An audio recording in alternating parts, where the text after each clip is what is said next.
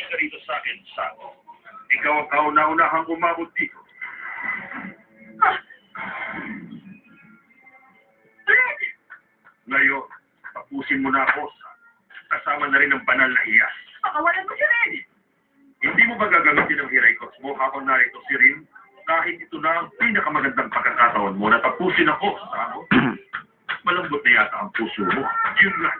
Ang kahinaan mong yan ang papatay sa mongking yun. Anong ibig mo sabihin? Kahit hindi ako magpaliwanag, alam mo ang ibig kong sabihin, Sako. Mapipilitan ng monkey na gamitin ang kanyang kasana.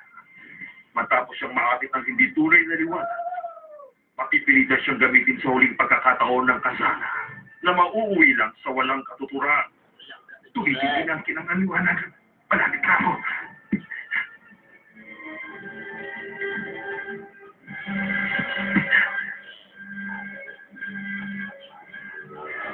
Nakarating ka na rin. Ikaw ang kauna-una ang dumating dito. Ninaamoy ako. Ang amoy niliro ko yun.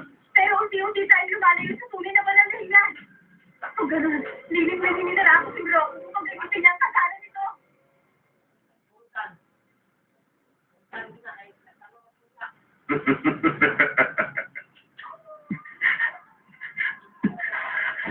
Ang batang hawak kong ito na si Ray.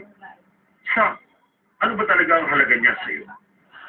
Mas ipagpapalit mo ba ang buhay ng monghe sa kaligtasan ng batang ito? Ay, kapala masyado sinara ako. Sabay-sabay niyang nililin lang ang bawat isa.